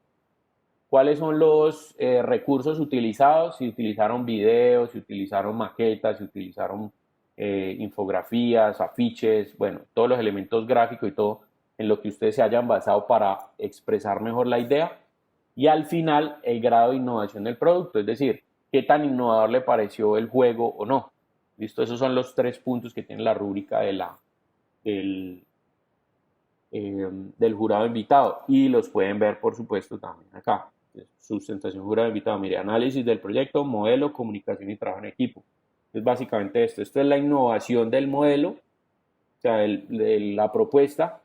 El modelo es que también esté presentado, ¿sí? O sea, cuáles son los elementos como maquetas, como infografías, como todos los elementos que ustedes utilizan para explicar el modelo. Y comunicación y trabajo en equipo es la sinergia que ustedes utilicen para la narrativa, o sea, de qué manera están presentando el proyecto. Esos son los 3 puntos que tiene la rúbrica del jurado invitado. Entonces, ¿hasta ahí alguna pregunta? Profe, una pregunta, ¿el juego como tal tenemos que presentarlo todo completo o toca presentar el prototipo? O sea, Depende. que es funcional. Listo, entonces depende. Ya les voy a explicar por qué depende. Dentro de los puntos que se van a calificar también hay una rúbrica de modelo formal. Entonces, la voy a abrir aquí, se la voy a mostrar para que ustedes la vean. Dice modelo formal aquí. Mire que el modelo formal tiene estos 2 puntos. Capacidad de aplicar ingeniería y diseño para producir soluciones que satisfagan las necesidades de las personas, teniendo en cuenta la salud pública, seguridad y bienestar, así como los factores globales, culturales y sociales y económicos. Y capacidad para comunicarse de manera efectiva a diferentes tamaños de audiencia. Entonces, aspectos es evaluar, análisis morfológico, especificaciones técnicas, BOM y tipos de modelos. Esto, como les digo, ya ustedes tienen esto hecho, a excepción del BOM, pero el BOM es que se vea los componentes, sí, que se puedan distinguir los componentes. Funcionamiento del modelo, manual de uso, proceso evolutivo y representación. Entonces, esto lo pueden representar en el video o en lo que lo vayan a explicar. ¿Qué tiene que quedar claro? Cómo funciona el modelo, o sea, cómo funciona el juego, cómo se usa, cuál ha sido el proceso evolutivo, o sea, desde la última entrega, cuál es el factor innovador que han ido poniéndole, o sea, cuál es la evolución, básicamente, y cómo representa digamos, los elementos de explicación, si ustedes utilizan infografías, si utilizan, bueno, los elementos gráficos que ustedes utilicen para explicar el juego, para apoyar el juego, cómo están comunicando. Básicamente es eso. Entonces ahora respondiendo a la pregunta de la compañera, si tenemos que hacer prototipo, modelo, maqueta o lo que sea, pues en este caso la respuesta es sí. Ahora, ¿de qué depende de que eso sea funcional 100% o no? Pues digamos que ustedes ya tienen unos prototipos, que fueron los que grabaron en video utilizando la semana pasada. Pues, por ejemplo, en uno de los grupos entonces estaba el tema de las tarjeticas. Ellos evolucionaron la propuesta con unos aspectos gráficos, ¿sí? Donde ya le colocaron las fotos de los animales, donde le colocaron la información, por detrás ya tiene una identidad corporativa, es decir, ya tiene un logotipo, ya tiene todo el tema, listo. Ellos lo hicieron funcional porque, bueno, a pesar de que eso se integra con una aplicación, yo vi la parte del hardware que eran todas las tarjeticas y la aplicación ellos me la explicaron con gráficos, pero no era funcional. Entonces mire que allí, ese es un ejemplo de lo que uno puede hacer. Digamos, si la propuesta del grupo es una aplicación que haga esto, esto, otro, no sé cuántos, tal. Si obviamente dentro de los miembros del grupo hay gente que sabe programar cosas o algo, pues pueden llegar hasta el punto de hacerla funcional. No necesariamente de manera completa, sino que pueden llevarla hasta el punto donde se entienda qué tipo de juegos, qué tipo de preguntas, qué tipo de adivinanzas, qué tipo de todo ese tipo de elementos que componen el juego van a funcionar, pero no necesariamente todos, ¿sí? Solamente expliquen una vía para que quede claro. O sea, a mí me interesa es que quede clara la idea del proyecto. Si lo pueden llevar al 100% mejor, súper bueno. Si no lo pueden llevar al 100%, pero queda claro, también me parece bien. Entonces, habrán cosas que pueden hacer o desarrollar los grupos porque tienen los integrantes que de pronto saben cómo desarrollarlas. Entonces, habrá gente que sabe programar, entonces puede programar, por ejemplo, la aplicación. Pero si usted no sabe programar ninguno, entonces, ¿qué van a hacer ahí em, con el prototipo? Pues no se complique la vida. Haga una presentación de PowerPoint, ¿sí? Donde sí tiene muy claro cuál es la interfaz gráfica y todo eso. Es decir, hay elementos que usted ya puede hacer gráficamente y que cuando usted le dé clic a un botón, entonces si yo le doy clic aquí a este botón, lo que va a pasar es que va a arrancar el juego. Entonces en el momento en que yo le doy clic acá, me aparece una pregunta. Entonces muestren cómo aparece la pregunta o qué tipos de preguntas van a generar allí. Entonces yo escojo un tema. Entonces supongamos que el tema es historia. Entonces le doy clic al botón de historia. Cuando le doy clic al botón de historia, entonces me sale un video y ese video puede ser acerca del descubrimiento de América. Y después entonces sale un botón que dice responder el quiz. Cuando yo le doy clic a ese botón, entonces me lleva a uno que tiene diferentes preguntas y que yo tengo que responder esas 5 preguntas. Y él después me va a dar un puntaje, ese puntaje lo va a comparar con otro. Entonces, y cuando yo esté explicando todo, obviamente tenga un componente visual que me esté apoyando en lo que yo estoy diciendo. ¿Listo? Entonces, me interesa es que quede claro, no que sea funcional al 100%. Como les digo, hay algunos que han propuesto cosas dentro de las maquetas que se ven muy chéveres, están muy chéveres y que por supuesto dentro del modelo formal esto va a contar porque ya están, o sea, están basándose en un objeto para poder explicar bien su proyecto y que quede bien entendido. Entonces esto lo dejo abierto a que si ustedes son capaces de llevarlo como un prototipo, bien. O sea, prototipo, entiéndase que es funcional, ¿no? Que funciona al 100% o que por lo menos no funciona al 100%, sino que funcione una parte y la otra quede propuesta. Listo, es válido. Siempre y cuando lo que ustedes utilicen esté en función de dar a entender la idea del proyecto. Si no lo pueden llevar funcional al 100%, entonces hagan un modelo. El modelo, recuerden que solamente evalúa aspectos formales y estéticos. Y dentro de los aspectos formales y estéticos, entonces explican a través con esa maqueta o con ese modelito que tengan, explican dónde se prende, dónde no sé qué, que cómo se colocan las carticas acá, cómo se avanza con las fichas, que si el dado es un dado diferente, entonces hagan el dadito, ¿sí? Que si las fichas son diferentes, entonces no se hagan las en plastilina o o talle un pedazo de madera o lo que sea. O sea, cosas que estén al alcance de ustedes. Tampoco los voy a ir a poner a buscar allá a contratar pues ingenieros de una empresa para que les haga eso. No. O sea, que estén al alcance de ustedes y que obviamente queden bien presentados. ¿Listo? En lo posible, si pueden hacer los modelos funcionales, re bien. Si no, pues entonces no se compliquen la vida y más bien gasten ese tiempo en haciendo un modelo, una maqueta, que aunque no sea funcional, sí les sirva a ustedes para explicar cómo son las funciones del producto. ¿Listo? No sé si queda más clara la idea ahí, Darlani. Sí, profe, muchísimas gracias. Vale, listo. Entonces, bueno, en eso consiste la parte del modelo formal. ¿Listo? Básicamente aquí tienen los ítems. Si ustedes, mire, construye un modelo físico o virtual sobresaliente sin fallas en todas sus partes funcionales.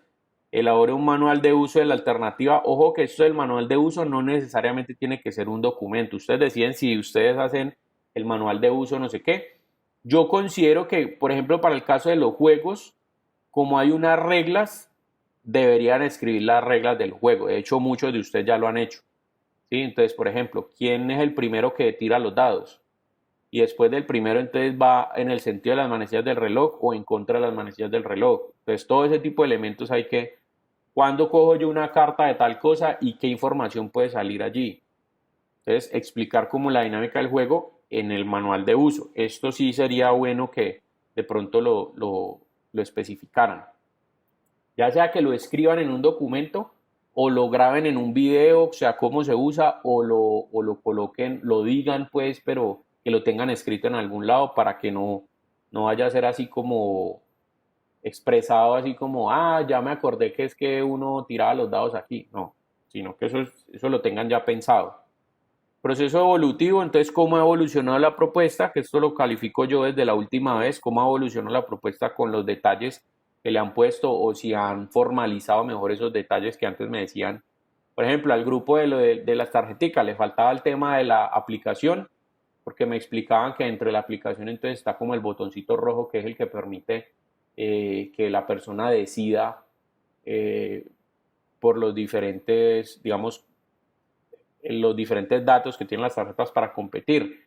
Entonces, si no pueden desarrollar la aplicación, por lo menos cómo es el pantallazo, cómo se vería el pantallazo, que creo que al final los mostraron.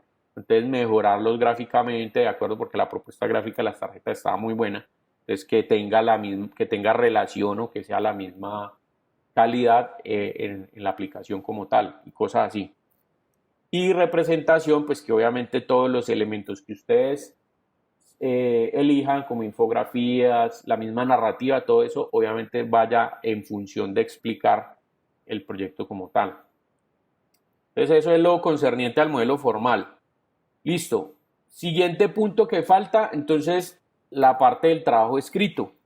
Porque ya hablamos acerca de el modelo formal, el jurado invitado y la sustentación final. Entonces falta el artículo. El artículo tiene estos elementos. Considerar factores de riesgo, seguridad y salud en el proceso de diseño e ingeniería, considerar factores económicos en el proceso de diseño e ingeniería, considerar factores ambientales, factores sociales, bueno, todo esto. Aquí están los puntos de la rúbrica, ustedes los pueden leer, pero les voy a explicar cuál es la estructura del proyecto, del trabajo escrito. Aquí hay tienen estos dos elementos. Tenemos la guía del artículo, que la guía del artículo es básicamente, ustedes van a descargar este archivo, a este archivo le van a colocar el título del proyecto de ustedes, van a colocar así los integrantes, ¿sí? Entonces, por ejemplo, este grupo está conformado por Paola Andrea Roa, que es de la Universidad Autónoma de Occidente, que está estudiando ingeniería mecánica y su correo electrónico, el otro compañero, el otro compañero, el otro compañero, así sucesivamente los compañeros que hablan. Luego viene aquí un resumen de máximo 500 palabras de todo el artículo, ¿sí? ¿De qué trata este trabajo escrito? O sea, ¿de qué trata este artículo? Se describe digamos, la metodología proyectual de diseño o la aplicación de la metodología proyectual de diseño a lo largo de todo el semestre para el curso de diseño conceptual, donde analizamos una problemática de tal cosa y propusimos un juego con estas y estas características y punto. ¿Sí? Un resumen a manera de introducción. ¿Listo? Luego viene acá palabras claves, ejes temáticos claves en el proceso. Entonces, palabras claves pueden ser, por ejemplo, digamos que ustedes están trabajando el tema de sostenibilidad. Entonces, palabras claves, sostenibilidad, reciclaje, digamos, disposición adecuada de residuos sólidos. Sí, como conceptos clave que ustedes hayan tenido en cuenta allí. Hacen una introducción sobre el tema y luego entonces ya van a empezar a hablar de la metodología. Entonces en esta metodología lo que ustedes deben hacer es describir el procedimiento metodológico visto en el curso aplicado en la investigación, evidenciando la manera en la que se solucionó o mitigó el problema de ingeniería propuesto por el grupo. ¿Qué van a tener que hablar aquí en la metodología? Cómo van a describir cómo desarrollaron la etapa de investigación e indagación y cuáles fueron los puntos relevantes dentro de esa etapa. Los puntos que encontraron que les permitieron hacer, por ejemplo, las metodologías del árbol de objetivos, es decir, qué atributos encontraron, qué problemáticas o necesidades detectaron, bueno, ese tipo de cosas. Etapa de ideación o creativa. Entonces, ¿cómo abordaron ustedes esta etapa? Entonces, ¿cómo construyeron el concepto? ¿Cómo hicieron, por ejemplo, para que cada uno de ustedes creara una idea, ¿sí? O tuviera una idea que solucionara la problemática? ¿Cuáles fueron los puntos relevantes que ustedes pensaron que les permitieron crear esas ideas? Y al final, obviamente, ¿cómo terminó esa etapa de ideación seleccionando una de las alternativas? Entonces, aquí muy concluyente el tema del método AHP, ¿sí? Aplicamos un método AHP que nos dio tales y tales características, comparamos las alternativas con tales criterios y encontramos que los criterios que aplicaban mejor estaban en la propuesta tal, que consiste en tal y tal cosa. Y C, la etapa de implementación, es decir, cómo llevaron eso a cabo, cómo llevaron esa idea a cabo. Ahorita les voy a mostrar una ampliación de cómo estructurar precisamente ese punto de aquí, el punto 2 de la metodología. Y finalmente, el apartado 3, que son los resultados. Entonces, se deben colocar los resultados más importantes del proyecto acorde a las fases anteriores de la metodología y contrastarlo con el problema identificado. Pues de igual forma, se deben hacer los siguientes análisis. Análisis de factores, seguridad y salud, donde identifica de forma sobresaliente todas las regulaciones asociadas al respeto por la vida, la salud humana, el proceso de diseño e ingeniería. Esto, si aplica, obviamente lo colocan. Análisis de factor económico, calcula coherentemente los costos y beneficios en el proceso de diseño e ingeniería y además presenta un análisis económico apropiado y preciso. Entonces también, si aplica, obviamente, el tema de la parte económica, entonces lo colocan allá. Lo mismo de análisis de factores ambientales, análisis de factores sociales. Y conclusiones. Ojo que es diferente resultados de conclusiones. Cuando yo hablo de resultados, son resultados en función de estos análisis. Es como si ustedes sometieran a prueba el juego y dicen, bueno, ¿esto qué implicaciones o qué objetivos ha alcanzado? O sea, ¿qué alcanzamos o qué logramos nosotros con la implementación de este juego? Por ejemplo, como decía un grupo por allí, robarle el uso del celular, el tiempo del uso del celular y cambiarlo por actividades productivas. ¿Sí? Por ejemplo, eso puede ser un análisis dentro de un factor económico. ¿Por qué? Porque el hecho de acostumbrar a la gente a no depender tanto del celular hace que la gente sea más productiva. Entonces quiere decir que económicamente o financieramente puede generar mucho más dividendos. Análisis de factores ambientales. Entonces, por ejemplo, vamos a utilizar estos materiales, no sé cómo, si sé cuándo, en que pueden ser reciclables o reutilizables y no sé qué. Entonces, esto cabe acá. Análisis de factores sociales. El juego que yo propongo, entonces, permite la socialización entre los diferentes individuos y no sé qué, y recuperar la empatía por las personas, esto y lo otro. Entonces, ahí está, ¿listo? Como explicar cuáles fueron los resultados que ustedes proponen de acuerdo obviamente a la implementación del juego. Y cuando hablamos de conclusiones, entonces es una redacción personal, es decir, ustedes como estudiantes, ¿por qué creen que este curso o la aplicación de la metodología proyectual de diseño les sirvió para desarrollar ese proyecto?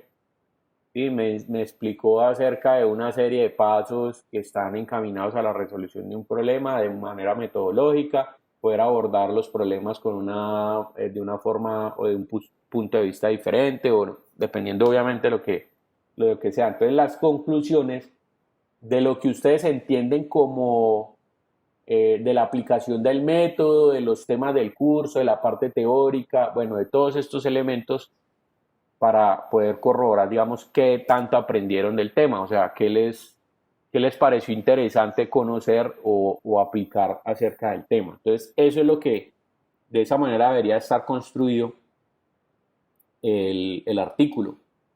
Con el mismo espaciado, con la misma letra, por eso les digo, descarguen y lo que hagan es reemplazar la información, ya para que tengan la misma estructura y todo el tema. Y les voy a dar una guía sobre el tema de la metodología, o sea, estos 3 puntos, cómo abordarlos. Refiero al punto de la etapa de investigación, etapa de ideación y la etapa de implementación o ejecución. Entonces aquí hay un documentico que dice estructura de información del artículo. Entonces este se los doy yo y este dice el trabajo escrito debe tener estos 3 puntos que son los mismos que vieron ahorita. Entonces, en el primero van a colocar los aspectos relevantes que encontraron en la investigación relacionados a los atributos, identificación de necesidades, quién es el usuario, el mercado, el contexto, pues, y la tecnología, cómo definieron el problema o cómo llegaron a la definición del problema y la conclusión del método de árbol de objetivos. ¿Y qué concluyeron? O sea, que los atributos, objetivos tal fueron los más importantes y eso nos dio a pensar en que el producto debería llevar estas y estas características buscando que se cumplan esos objetivos. Aspectos relevantes de la ideación, entonces concepto de proyecto, descripción de las alternativas. Esto es, como les decía, información concluyente. Método AHP es la conclusión del método, no es propiamente ver el método allí, sino qué concluyeron del método. Y la evolución de la alternativa seleccionada, entonces en qué estuvo basada y que muestren de pronto algunos grafiquitos allí. Aspectos relevantes de la ejecución, análisis funcional, entonces conclusión del método de caja negra y transparente. ¿Qué concluyeron ustedes de eso? No es mostrar el método, sino qué concluyeron de eso. Análisis morfológico, entonces ¿qué concluyeron de ese análisis morfológico? De las especificaciones técnicas, ¿qué se dieron cuenta ustedes? Y de los aspectos comerciales, es decir, de la presentación final, cuando encontraron los beneficios y características del producto, ¿qué es lo más relevante? Entonces, ahí están estos 3 aspectos que son los que van dentro de la guía del artículo, que son A, B y C. ¿Listo? Hay un detalle aquí y es que este trabajo escrito, ojo, no debería tener, referencias bibliográficas, si es que tienen. Si las tienen, obviamente, ahí están ejemplos como el formato en el que las deben citar. Y tener en cuenta las siguientes instrucciones. Ojo, este trabajo escrito no debería contener, o sea, no debería estar compuesto por más de 10 páginas. Si ustedes se pasan una más, o sea, una paginita 11, 12, listo, no hay problema. ¿Sí? Si quieren colocar de pronto referencias como anexos o ese tipo de cosas a los gráficos o a diferentes cosas, que sean poquitas también. Es decir, esto no plantea hacer un trabajo escrito grandísimo, sino más bien un resumen de lo que se hizo a lo largo del semestre. Entonces traten de ser muy breves, muy concisos, como ir al grano, ir como con las conclusiones principales. Entre más corto, mejor. Ojalá no se pasen más de 10 páginas, porque se hace corto precisamente porque como son 5 grupos, pues a mí me toca leerme todo eso, todos los trabajos, y obviamente emitir los conceptos en las notas de la rúbrica. Entonces, pues no puede ser un trabajo de 100 hojas, porque pues cómo va a leer yo 500 hojas en una semana para poderles calificar. Entonces la idea obviamente es que lo hagan corto, conciso, breve, detallado, sí, pues que vaya al grano, todo eso.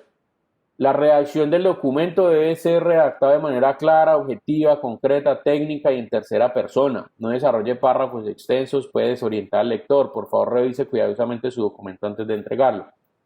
Figuras, diagramas, gráficas, fotografías y similares pueden presentarse a color. En español deberán ser de buena calidad. Los párrafos deben estar justificados. Evitar el plagio y la no citación de actores en el artículo. La entrega del artículo será a través de un documento en Word. El archivo llevará por nombre el primer apellido de cada uno de los integrantes del equipo, separando a uno de los otros con un guión y en orden alfabético, por ejemplo, Núñez, Quintero, Roa, Saavedra. ¿Listo? Entonces, sigan estas recomendaciones ya en términos de la estructura que debe tener el proyecto, el trabajo escrito, perdón, para que digamos no hayan problemas. Obviamente cabe anotar pues que ojo con los errores de ortografía, no se vayan a confiar de la ortografía que califica automáticamente el Word, porque como ustedes saben el Word hay algunas palabras que se acentúan de acuerdo al contexto o de acuerdo al significado que esté buscando cada palabra. Entonces pilas con eso, porque a veces el Word no coloca tildes o las coloca y resulta que no le está dando el sentido allí. Entonces pilas, simplemente coloquen cuidado en la ortografía para que quede una memoria bien hecha. Bueno, listo, creo que eso es como todo. No sé si vamos a hacer una ronda de preguntas finales, si es que las tienen. Y bueno, creo que quedan todos los puntos de la rúbrica o de la entrega final explícitos.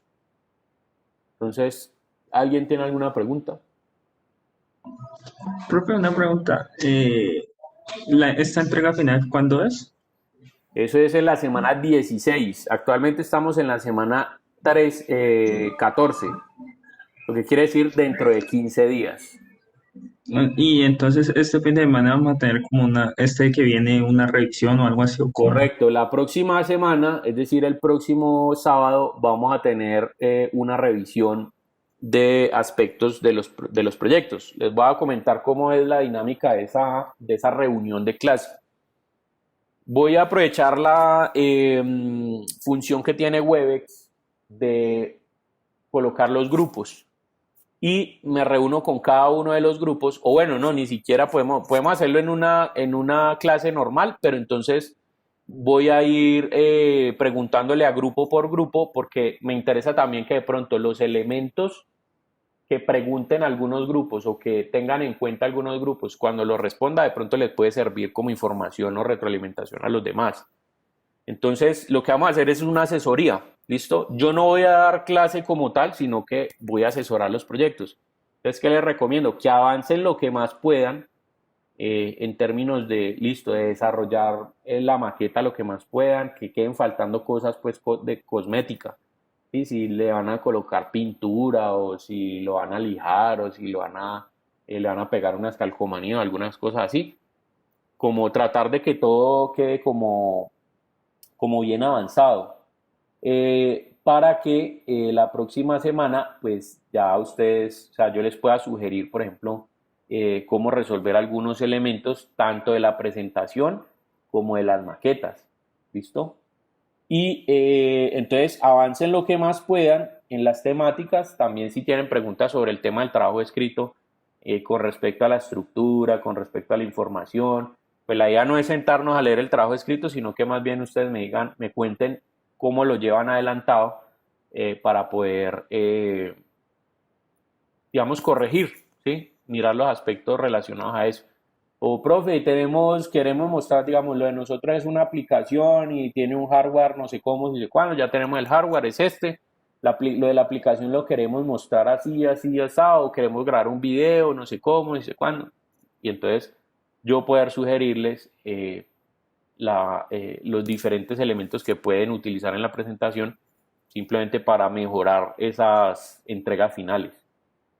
Y obviamente los recursos también. Entonces eso es lo que vamos a hacer la próxima semana. Yo, como les digo, no voy a dar clases, sino que lo que voy a hacer es una asesoría generalizada para todos los grupos, para todos y cada uno de los grupos. Entonces, traten de avanzar lo que más puedan esta semana, precisamente para que puedan asesorar más contenido la próxima semana. ¿Qué otra pregunta tienen?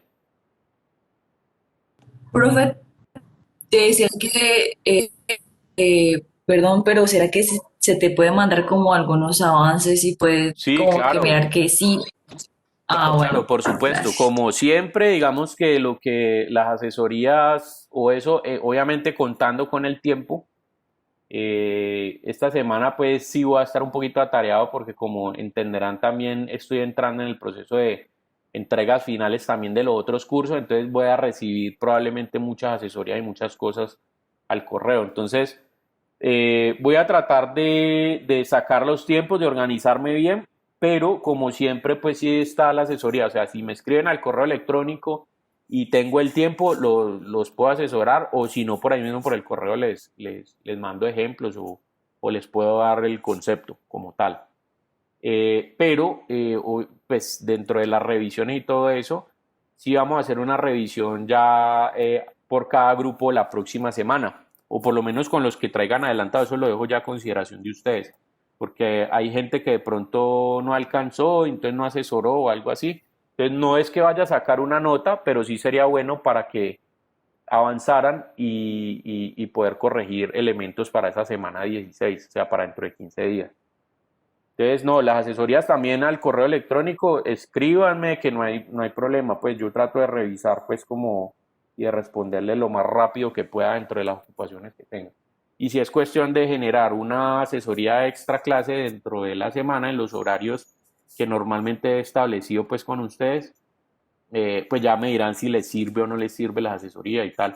A veces por cuestiones, digamos, de tiempo, cuando un grupo me escribe yo y después me escribe otro como con asesoría, siempre los mando como al mismo horario, por lo menos la semana antepasada, antes de la entrega de la semana 13, varios grupos me escribieron y todos los cité si no estoy mal, creo que fue el jueves, perdón, el miércoles, después de las 5 de la tarde. Entonces, varios grupos asesoraron de una vez, entonces también es como una especie de clase extra muy cortica, entonces podría funcionar así para que todos tengamos un horario y por lo que les decía ahorita, porque la inquietud de un grupo le puede servir para resolver ciertos aspectos a otros grupos. ¿Qué otra pregunta, muchachos?